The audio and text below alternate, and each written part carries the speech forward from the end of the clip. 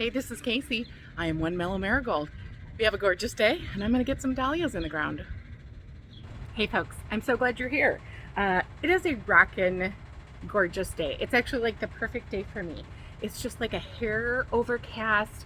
It's warm out, but it's not humid anymore. It's just a delight. So it's a good day to do a little project. Anyway, dahlias. Let's talk about dahlias. Beginners, this is a flower for you.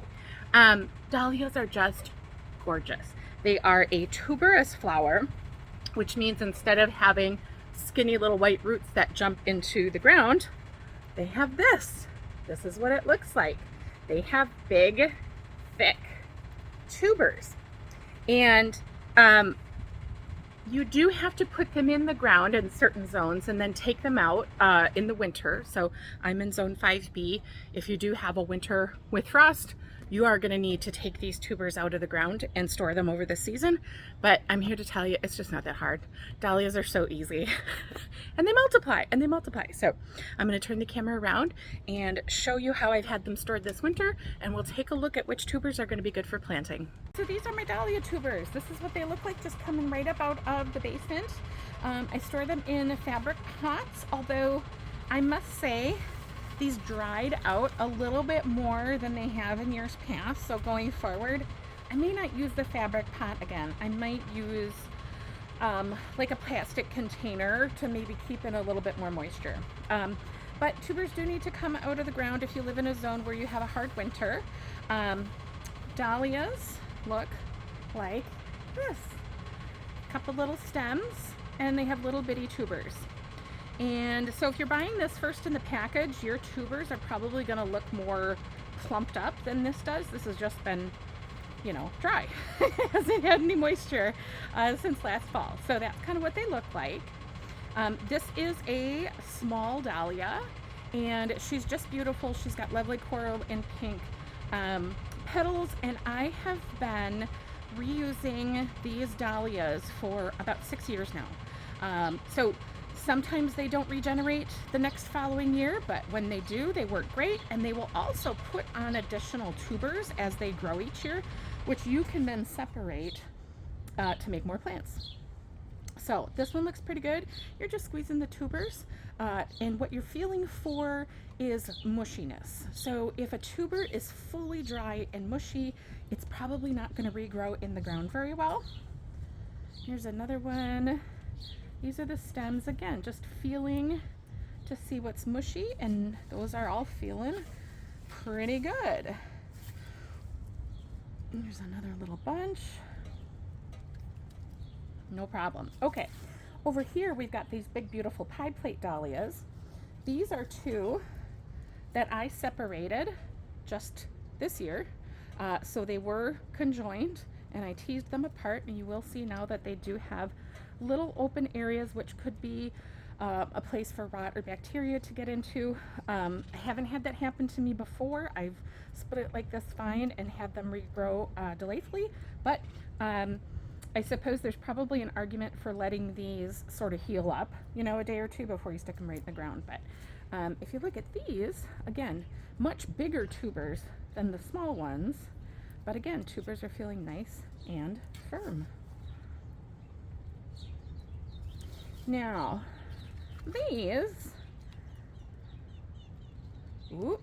right up here, a little mushy. This is a mushy tuber. You can tell it has started to dry a little bit. There might even be a little, this one's almost completely dried out. But these ends are still firm and pliable. I'm going to plant this dahlia because you never know, but I'm also just going to be cognizant that there might be a little bit too much damage to the tubers for this to regrow well. Same with this big one. This big one has got a couple that are nice and firm yet, and a couple that are pretty dry. If you were somebody who had a lot of dahlias, you might even just choose not to plant this altogether, but I'm not that way. I'm going to give it a go and get it in the ground anyway. Got my little wagon all ready with the supplies I'm going to need. Everything that I plant gets worm poop, especially big dahlias. They will get worm poop. They will get Epsom salts, kelp meal, eggshell. I'm bringing up a little bit of potting soil because some of the beds up there are getting a little thin. And I have got a trowel and a kneeler.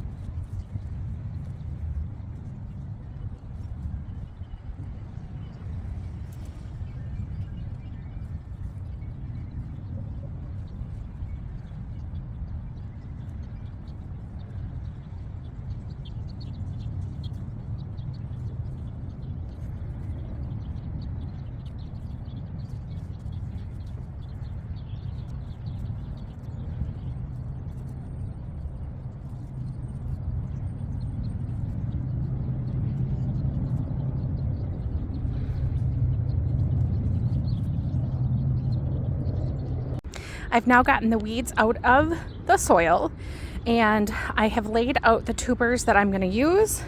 I'm going to plant some along this side, and then I'll plant the big pie plates up in the front part of the bed. So next I'm going to go through and use my trowel, make a little divot for each one of the dahlias. I'm going to come through and I'm going to mend. I'm going to give a little potting mix, a little worm poop, a little Epsom salt, and a little eggshell to each hole, and then I'm going to come back and do the planting.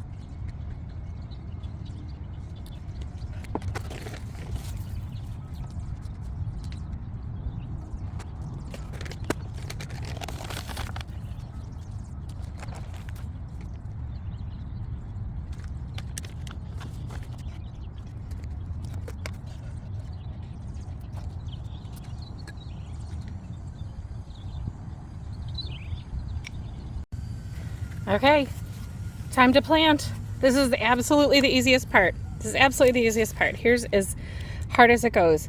Stem side up, tuber side down.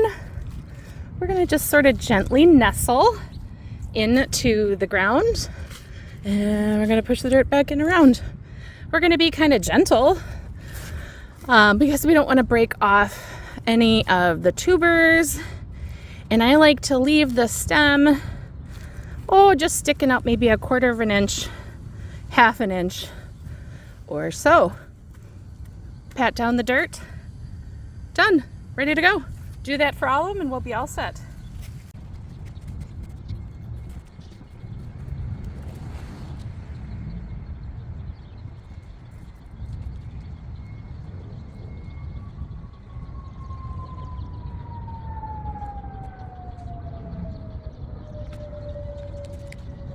Last step, we gotta water them in.